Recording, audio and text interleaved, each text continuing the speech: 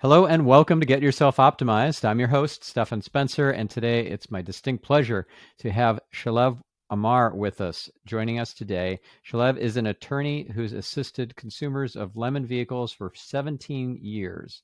But that's not what he's going to be talking about in this episode. He's studied trauma processing, releasing, and healing methods for 9 years now to overcome childhood trauma and is now sharing what he's learned with those who are facing their own trauma challenges or have people they care about in their lives who are held back by trauma. Shalev, it's so great to have you on the show. Thanks, Stephan. It's great to be here.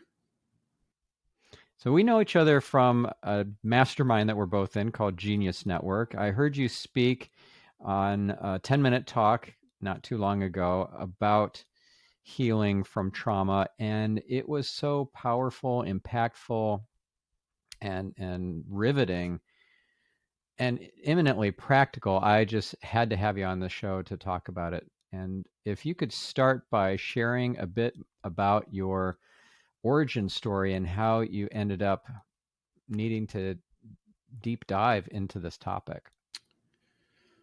Well, I think trauma is largely misunderstood, especially the origins and causes of trauma. There can be a variety of factors that can traumatize you. And commonly, people, when they think of trauma, they think of PTSD.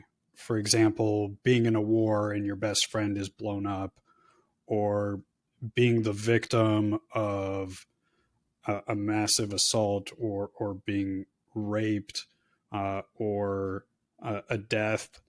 And all of those things definitely can traumatize you. However, there are other sources of trauma as well.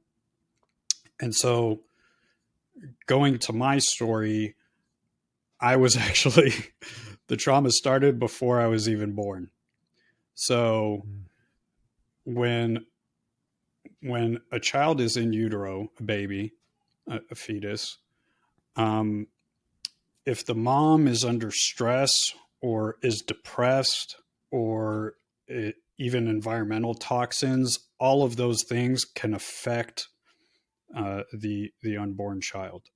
And so, because they share everything, hormones, food, um, neurochemicals. And so if the mom is stressed and has high cortisol levels and high norepinephrine epinephrine levels, that's going to affect the unborn child in utero.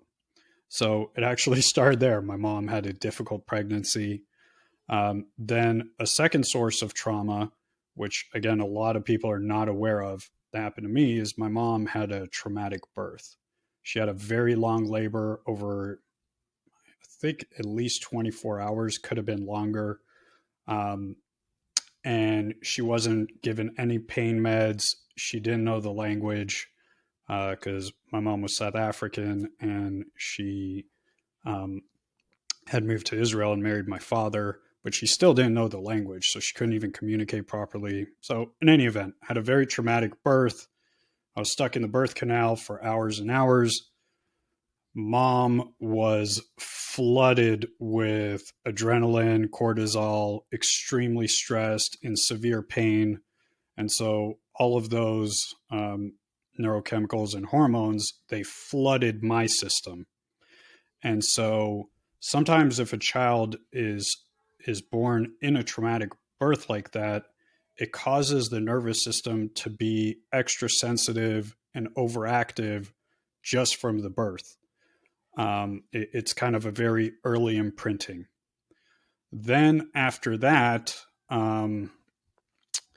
I grew up in what's called a kibbutz, which is a communal farming town in Israel.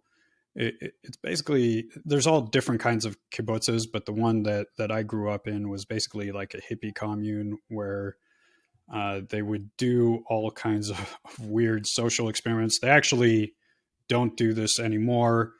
And they were trying to build community cohesion by having all the kids grow up together. And so what happened was I was taken away from my parents at a year old. And so it's basically similar to a child being in an orphanage, because I was in this children's house with other babies or toddlers. And what would happen is I would wake up in the middle of the night, not know where I was. The person watching the kids would oftentimes be asleep. And so I would kind of be able to escape from the bedroom, and I would be running around in the little town in the middle of the night trying to get home. And apparently it was a big problem. Like I would do that a lot. And my earliest memory is actually running around in the middle of the night, just feeling just horrified and terrified, abandoned, feeling like I was going to die. So that was a very, very deep subconscious wound for me, an abandonment wound. And then on top of that, um, my father, rest in peace, he passed last year. He and I want to preface this by saying this is not a bash my parents session. You know, your parents do the best that they can with the level of awareness and development that they're at. I don't think any parent would intentionally want to harm their child. Uh, be that as it may, my father had a severe case of borderline personality disorder, or BPD. He basically lacked emotional control, and he would fly into rages at very minor provocation, or even no provocation. Sometimes he would just remember something and blow up. And so, and look, he was traumatized as well, even worse than me. My grandfather was a Holocaust survivor and a raging alcoholic. That's the way he self-medicated his trauma, and he severely traumatized my father. And so, you know, again, my dad did the best he could, but he would fly into rages like, you know, kids are stumbly. I would spill something, and he would flip out and start screaming at me. And it got to a point where you're walking on eggshells, and you're basically trapped in fight, flight, or freeze because you don't know where the next explosion is going to come from. So those were the sources of my trauma. And mind you, you see, I'm not saying there was any physical abuse. I'm not saying there was any massive disaster that happened in my life. All of these were other sources of trauma. And a lot of people, again, are not aware of this. Other ways that somebody can be traumatized is by being bullied at school, by moving a lot, um, by being made fun of, being ridiculed, having a parent repeatedly say negative things to the child. And what I want your listeners to know is that smaller traumas, it's kind of like a stair step. If they happen repeatedly over and over again over the months and years, the end result can be just as bad, sometimes even worse than a major one or two time life traumatic event. And so it's another form of PTSD. It's called complex PTSD. The symptoms are exactly the same. It's just the genesis, the cause is different. Right. So you went through this really tough time through your early formative years, and that showed up in what sort of ways in your adulthood? Well, where to begin? I was basically going from one disaster in my life to another. Um, and on top of that, just severe generalized anxiety mixed in with some panic attacks. When when I was at my worst, I frankly don't wish this on my worst enemy. Here's a typical day. I would wake up. The moment I woke up, I would have trouble breathing. My chest would feel tight. I would have a pain feeling in my solar plexus, in my throat, even up and down my arms sometimes. Just breathing was challenging. You would breathe, but you feel like the air is not really getting into your body. And it's really hard to explain to people. So some analogies and metaphors can be helpful. Let's say that you've almost fallen off a cliff. You know that feeling that you get. Um, Yep. it's it's kind of like instantaneous. That fear response would be triggered in me constantly throughout the day from almost nothing. Um, and like I'd even feel like there were people following me and stuff. There's nobody behind me, and constantly that that pain feeling was just triggered over and over again, sometimes hundreds, even thousands of times a day. And that's why a lot of people who are traumatized self medicate with drugs and alcohol. It's just to escape the pain because it's so severe. And there's other addictions that can be caused by trauma as well: sex addiction, gambling, um, all kinds of things, even shopping addiction. And what the addictions do is they distract you from the pain or give you temporary relief from the pain, but they can also wreck your life and your health. Um, so yeah, it just sucked.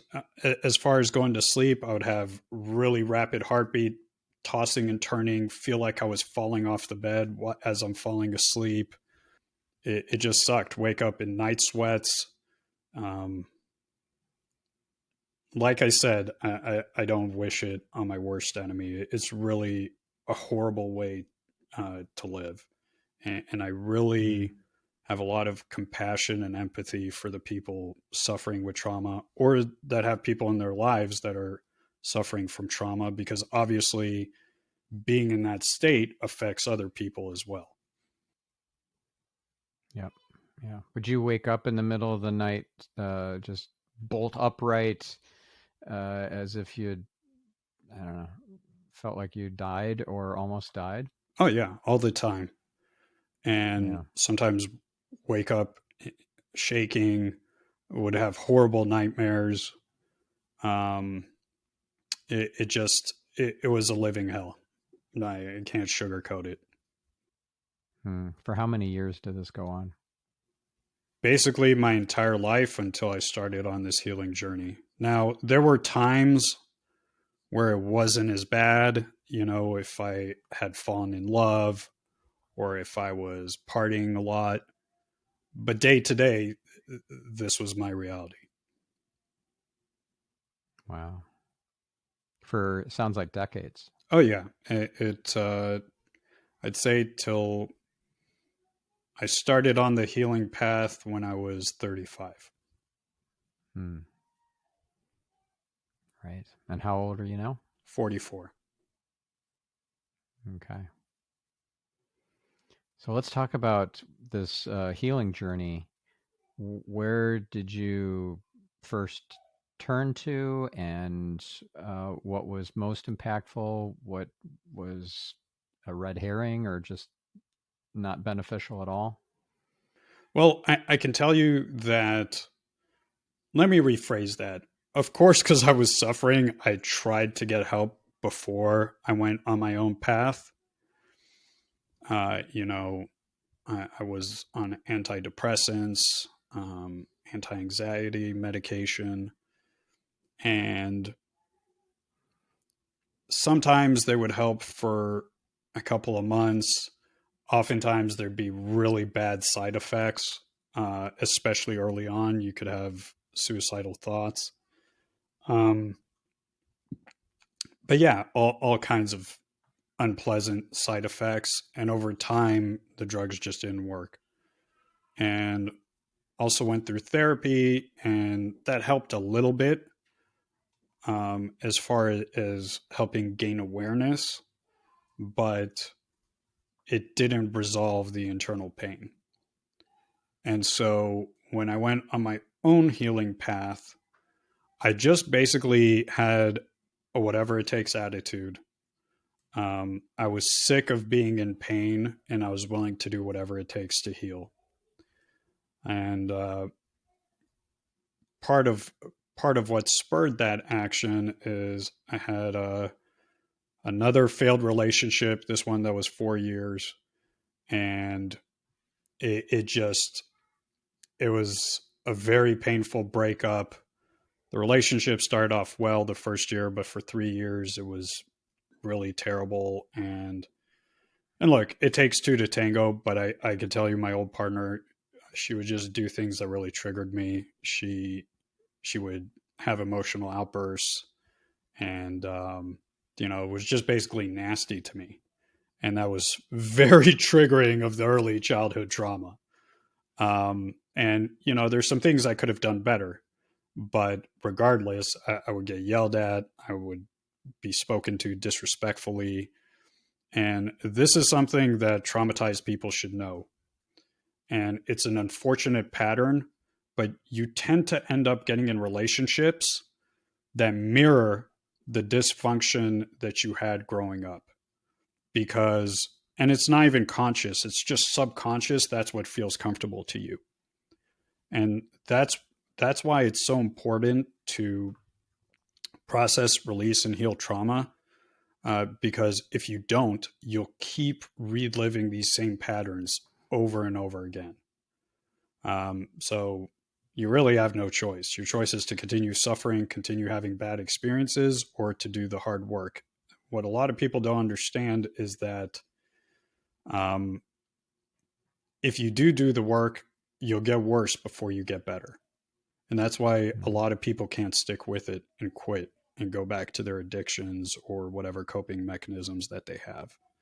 And, I just got to a point where I didn't want to keep coping. I wanted to thrive in my life. But to thrive, you have to do that hard work. It's kind of like cauterizing the wound. It's going to hurt at first, but it will eventually help it heal, rather than just putting a Band-Aid on the wound and some numbing cream. That doesn't work. And that's what I think, unfortunately, traditional psychiatric medication does, is it's just a Band-Aid and it numbs the pain. Now, look, if somebody has a psychiatric condition, I'm not telling anybody to stop taking their meds without conferring with their doctor. Some people do have, severe genetic issues or otherwise. But with that being said, and I also think that medication can be a bridge if somebody is going through a really hard time and they need it temporarily to help them get to a better place. But in my opinion, and look, maybe science will invent something better than we have so far. But in my opinion, for most people that are traumatized, medication is not the solution. You have to do the work. You have to heal yourself. You have to go through the pain of healing. And you can take all the medication in the world. It will never resolve the problem. You'll be on medication the rest of your life. You'll be in therapy 10, 20 years, and you'll still feel the same. And so, and by not dealing with it, you actually then have that spill over into your next lifetime, I think. Yeah, potentially. And so there's no magic pill. I hate to say it. There's methods, and we can get into those in a bit. There are methods that help get you to the next level, but then it still requires work and integration and daily routines and habits.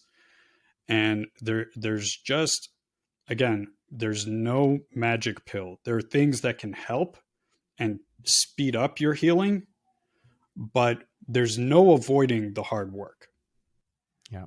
Well, let's get into some of these methods because they can be instrumental in improving how you cope and how you release. Definitely. So there's two types of methods. There's basically daily routines and habits, and then there are the more challenging, extreme kind of I would say once in a month or even once in every few months type methods. So I'll talk about both. Something that's really helped me is what's called network chiropractic treatments. The name's a little bit deceptive because it's not, I mean, they might adjust you if something's really misaligned, but It's mainly pressure point therapy, like acupressure. And what that is, not to get all woo woo, part of it is energy balancing. And look, I'm an attorney. I'm the most logical person that you'd meet, but I've also learned over time and trying things that you've got to have a spiritual component as well. And there are things that science cannot explain or quantify, but that can be very healing and very helpful. But in any event, um, Yeah. And by the way, I had the founder, the creator of Network Chiropractic, Network Spinal Analysis on this podcast. oh, that's amazing. And he's a personal friend of mine. Yes. Donnie Epstein. Yeah, well, Yeah. I'll include in the show notes for this episode, by the way, yeah, that's the awesome. link to that episode. Yeah, he's doing God's work. He's really helping, Yes, he really is. helping people. And here's how I would describe network chiropractic. It feels like you've basically, after the balancing session is done, it feels like you've both had an hour massage and an hour meditation session combined. Mm. And what it does over time is it starts to, like I said, balance your bioenergetic field, but on top of that, balance your nervous system. And it makes you less emotionally reactive, and it also slowly over time heals and releases trauma. And when I started network chiropractic, I would go 3 times a week because I was such a mess. And it was one of the few things that gave me relief. And I still go once a week years later. But yeah, network chiropractic is a game changer. And one of the awesome things about it is it gives you relief without doing something that's destructive to your health or to your life or to your relationships. Quite the opposite. It improves all those things. So Yeah. highly, highly recommend network chiropractic treatments. There should be practitioners, at least in the US, in almost every major city. So Yeah. We have been under care with Network Chiropractic.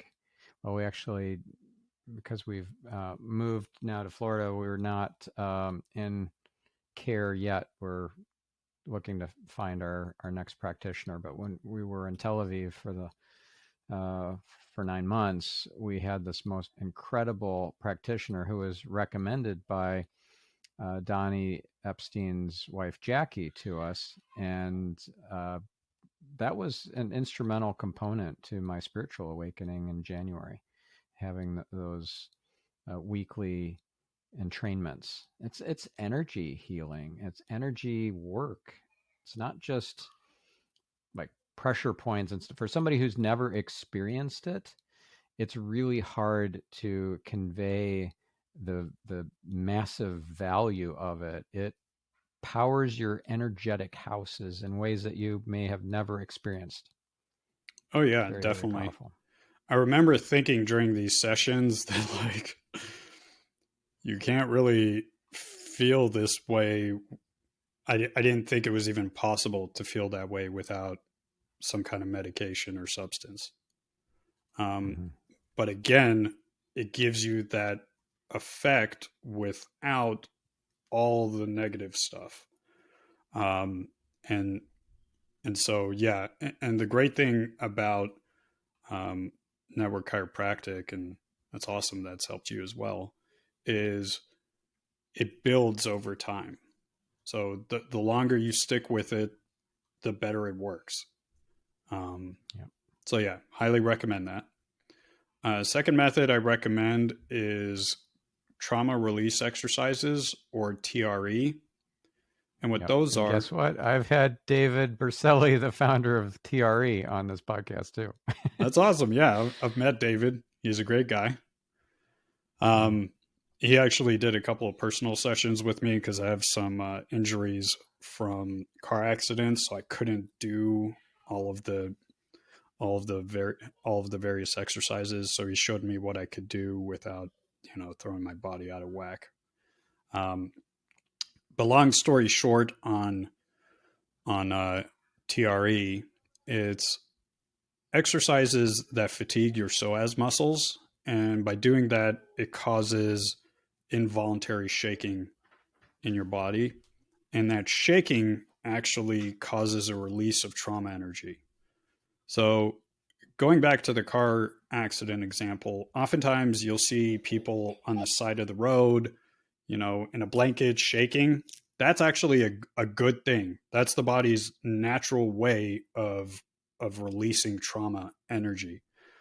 And so these exercises again induce that shaking and allow the release of trauma from your body and nervous system. And this is actually another common misconception about trauma. People think it's all in your brain. It's not. It's some of it's in your brain, but it's also in your body and actually your entire energetic field. So that's why these body healing modalities are very effective and very helpful. And when your body feels better, it's easier to have a better mindset. I think that one of the major problems with traditional psychotherapy is that you can analyze the problem from every angle. If the person still has a dysregulated, overactive nervous system, they'll never get to where they want to be. They're still suffering internally, even if they fully understand why. I mean, that's great to know why, but it's very difficult to implement solutions when you just feel off physically and emotionally. And so that's why these healing methods are super critical. Something else that I recommend, with the caveat that, look, this is illegal and still in many places in the world, and also there's people with certain conditions like schizophrenia, where it's not a good idea to try these things. But what I'm alluding to is psychedelics. And the good thing about psychedelics is that they are starting to be decriminalized and legalized in certain parts of the world. And I believe in Oregon, they're decriminalized. Also, there's starting to be, or over the last couple of years, there have been some major studies. And if it's a government authorized and funded study, you just need to apply. And if you qualify, it's legal for you to use these substances. And at the same time, you also have the benefit of a therapist guiding you through the journey. And again, psychedelics are not for everyone. And they can also be very, very difficult. The so-called bad trip, which is like a nightmare while you're still awake, and it feels very real. Um, but with those caveats, psychedelics can be very helpful both for releasing trauma and for giving you really, really deep insights and awareness. Um, I was on an ayahuasca journey, which helped me forgive my father.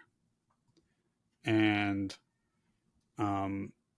it's hard to explain. It just um, the spirit world basically just showed me how he was so hurt himself, how he didn't mean to hurt me, how I needed to let go of this weight of resentment and, and forgive. Um, Ironically, it also asked me to forgive my ex, and I just wasn't ready. I was like, no, I'm not there yet. But they, you know, tried to get me to forgive. Um, Has that happened yet? yeah, for the most part. Um, I think, because again, you got to look at hurt people at the end of the day. Yeah. And she had some things happen to her in her childhood. I feel sorry for her actually, because she's had some negative repercussions in her life from her behavior. And, she was raised by her grandparents until age 11. Her mom wasn't ready to have a child, and her parents split up when she was I think under a year old, and dad left, and so she was left with her grandparents. And what do grandparents do with grandkids typically? What? I don't know. They spoil them. Oh, okay, yeah. Not all That was grandparents. a trick question. Yeah, majority of grandparents will spoil their grandkids, and so she grew up very spoiled, and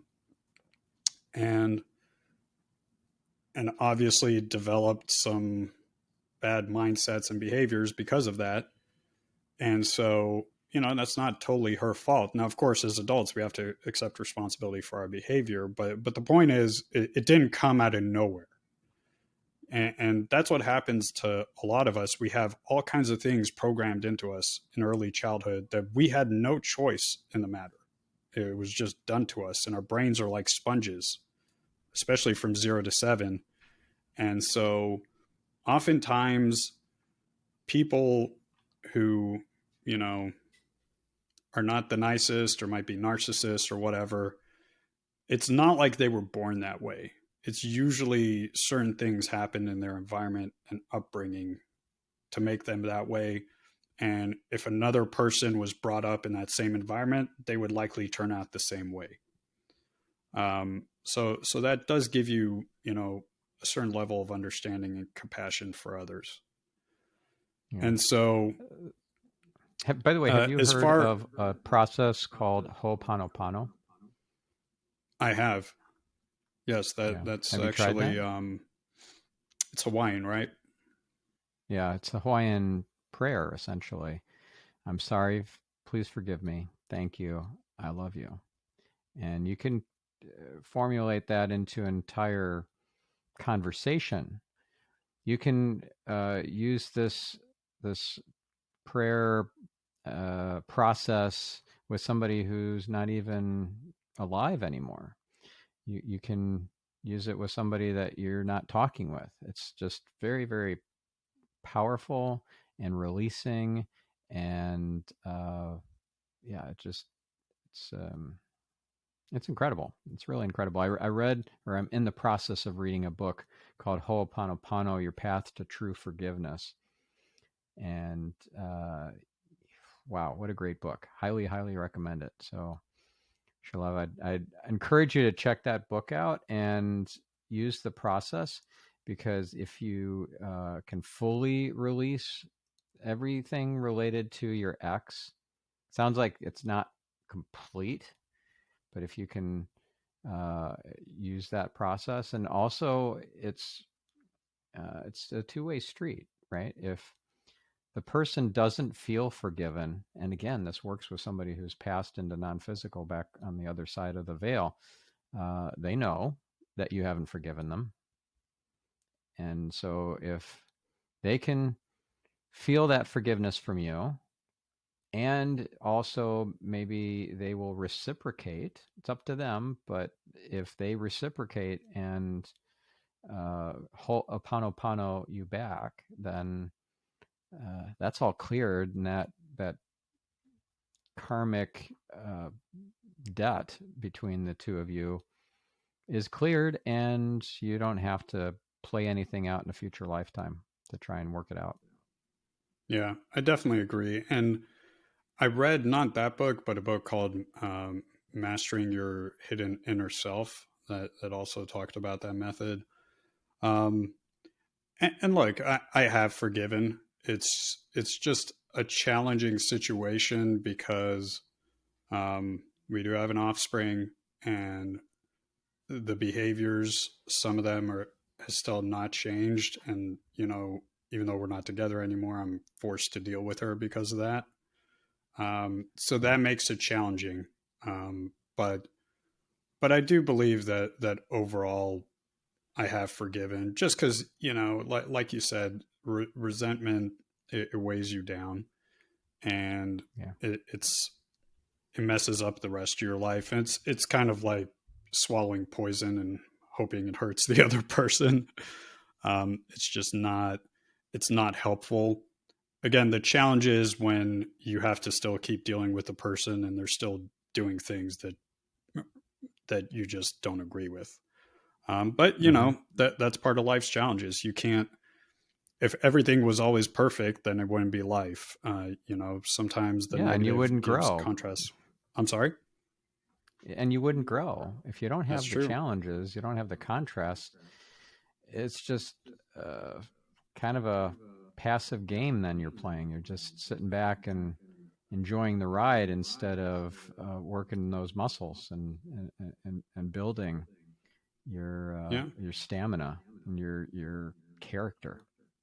definitely. And it helps you, you know, evolve and transform and become someone who might not like the behavior, but at the same time will not become overly reactive to it. Um, Yeah.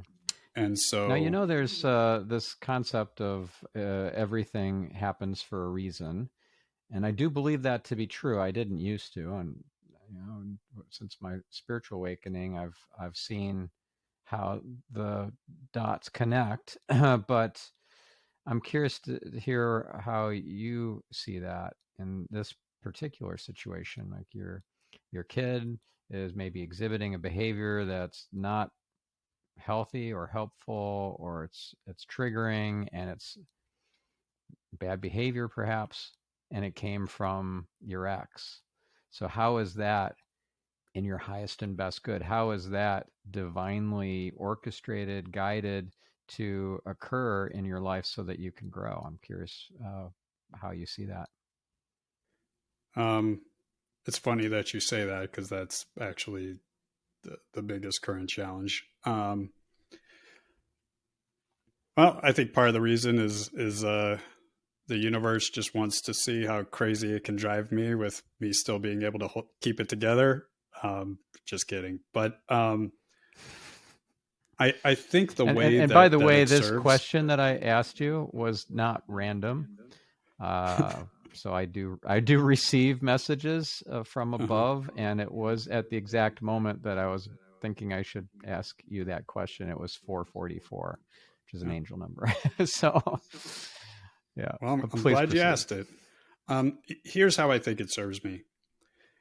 It gives me an opportunity to show grace, to not react the same way I reacted to my ex, um, and to show my daughter that a different, there's a different, better way to interact with the world and others, and not to make her wrong, and not to withdraw my love, um, to hold space sometimes, and to just explain to her while her mind is still receptive, because you know, unfortunately, with most people, the older they get, the less receptive they are to alternative viewpoints.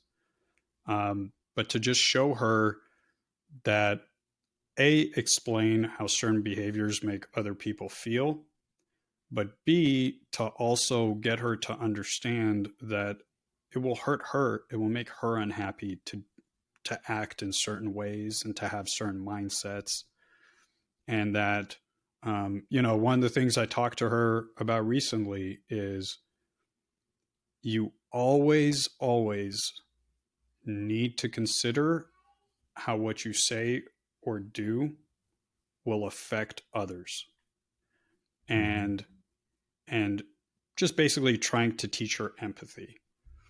And I think a lot of the reason why people behave certain ways is they don't mean to be bad. I think most people mean well, um, unless you're one of the very small percentage of people who's born a psychopath, but that's extremely rare. Other than that, most people really do want to do the right thing. They do want to treat others well. They have blind spots. Yeah. So I think Well, one of you the know keys. the expression. I don't know who discovered water, but it wasn't a fish, right? If you're so close to it that you don't see it because that's your whole world, you're immersed in that particular behavior because it's your caregiver that's presenting that to you on a daily basis. That makes it, as you say, a blind spot. Definitely. But where I'm lucky is that, um, My daughter still is open to learning and growing, thankfully. Yeah. Other things too, like sometimes she doesn't like trying things that she doesn't know how to do. And what I've explained to her is I don't care if you come last place. I don't care what your result is, as long as you try. As long as you try, I'll be proud of you. I'll only be disappointed if you don't even try. And so it's these small daily discussions where your children give you an opportunity to give them the guidance that you might not have had, or if you did have that guidance, to pay it forward. And Mm-hmm. I think it's our duty as parents to do that, so they're equipped to have a healthy and productive life. Yeah. Yeah. A way that I really like it framed, and you might try this with your daughter. I learned this from Ephraim Olszewski, who is a friend, and he was on this podcast. He was on my other show on the Marketing Speak as well. And he frames it like this: there's this wall of context between you and the other person.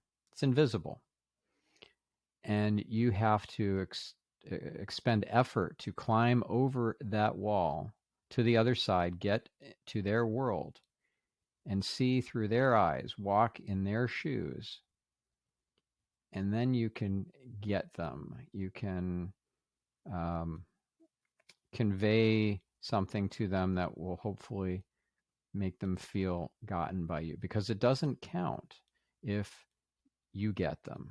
It only counts if they feel gotten by you. Right? You can totally get them, and it's worth zero unless they have received it. Yeah, that makes a lot of sense. It's kind of like it's expanding and going beyond what Stephen Covey says. One of the seven habits: seek first to understand, and to be understood. But yeah, that makes sense. Not just to understand, but that the other person feels that you understand them. Yep. And yeah, that's Yep. definitely important, because I think once people feel truly heard and understood, then they are a lot more receptive to guidance. Yep. Well, thank you for opening up and sharing about this. Well, about all of it, but this is a current issue for you, and yeah, I appreciate your vulnerability and your openness. Oh, you're welcome. Glad to do it. And Yeah. I think, look, it's challenging to talk about some of these things. One of the reasons why I've started doing YouTube videos and going on podcasts about trauma and trauma healing is I feel that I know, because I personally experienced this, I feel that there's a lot of shame behind having these kind of challenges and experiences. And it's kind of like sunlight's the best disinfectant. We can't heal these intergenerational cycles of trauma if we're never willing to talk about it. Yep. And, I have family members, for example, that are not happy that I bring up issues with my father. Um, Mm. and, let me just say that it's kind of like what Tony Robbins says. If you blame your parents for the bad stuff in your life, blame them for the good stuff too. And there are some really amazing things that my father taught me, like integrity, honesty, self-reliance. He never asked somebody to do something for him that he could do for himself. And Yeah. he always worked until he physically wasn't able to. And those things, that those values that he taught me, have served me very, very well in my life. And I wouldn't be where I was at without that. That doesn't change the fact that there were some, not so great things that happened. Yeah. But A lot of with dysfunction. Yeah. the family that's not happy about it, I think that they just need to understand that I I'm not speaking about these things publicly to disrespect the memory of my father. I'm doing it to help other people overcome these That's right. challenges. And Yeah, in that's fact, right. I've And even had YouTube messages from one lady in particular. She said, I have this BPD, I have kids. I don't want to do this to my kids. I'm going to get help now. And that's what I'm That's looking to beautiful. do to Yeah. help prevent this, not to demonize anybody, but to help people get awareness and do the work to break the cycle and not keep passing this from one generation to another. Yeah. Well, you're revealing light in the world, and that's a beautiful thing. And I would love to share a few more modalities with our listener and have you add any commentary to them if you're familiar or have tried any of these other modalities. One is called EFT, Emotional Freedom Technique, also known as tapping. Now, I I've had tried Fred that. Yeah. Gallo. Okay, I've had Fred Gallo on this podcast talking in depth about EFT, and I found it transformational. It helped me to shed a lot of fear, trauma, and phobia around water and around heights in just one 45-minute session with Fred. And so that I highly, highly recommend. So, what was your experience with EFT? That's amazing. I unfortunately did not have the same experience, but I would not dissuade anybody from trying it. And here's one of the recommendations that I have to your audience: have an open, whatever it takes mindset and be willing to try different things. And some things will work amazing for you, some things not as well, and that's fine. If something works great for you, double down and keep doing it. If something doesn't work as well for you, not a problem, just discard it. But it might work for some people. For example, EMDR worked amazing for some of my friends, did nothing for me. But that's okay. I tried it, and now the thing about trial and error is you find out what works and what doesn't work. And I recommend that you end up finding at least 3 or 4 things that work for you and stick with them. And I've tried about 50 things. So, um, definitely, I'm for trying every method that's out there. Yeah. But I'd So be EMDR, remiss. for our listener who's not familiar with it, is eye movement desensitization and reprocessing. Correct. And insurance typically covers it. So that's a great thing too. Um, I would be remiss though if I didn't mention combo. It's actually the hardest trauma release method I've ever done. And again, a couple of caveats: don't do combo without consulting with your doctor. Um, and it's very physically challenging. Basically, combo is a frog poison, and they burn little holes in your skin and then rub it on there. And you drink about a liter and a half or 2 liters of water before, and you have a bucket in front of you, and you get all hot and flushed, and your heart starts beating rapidly, and then you get dizzy and really nauseous, and then you just start projectile vomiting into the bucket in front of you. And the vomiting is basically purging. And you can purge from the front and the back, which I've unfortunately had happen. I was on the At the toilet same seat time. and it was just, in stereo, front, back, front, back. So that Oh was my. very challenging. But combo That is sounds like great. fun. I'm going to sign up for that. That's the negative. No. The positive is you're out of it for a couple of days, and then day 3 or 4, whatever your trauma level, it's cut by a third or even as much as half. It's the closest thing I've actually found. I told you I don't like magic pill stuff, but it's the closest I've found to an actual magic pill. But the difference is, unlike a magic pill, you have to pay the price to get the result. Mm. And it doesn't replace doing daily routines and habits and other methods like network chiro, because over time, just life will re-trigger and traumatize you. But combo has been absolutely amazing for me. It's been a game changer. A year and a Awesome. half of combo was the equivalent of 5 previous years of trauma release work, for what it's worth. Wow. But again, it's Wow. very difficult, very challenging. I also would say never do more than one session a day. That could be dangerous. Um, Mm, but yeah, combo was a game changer for me.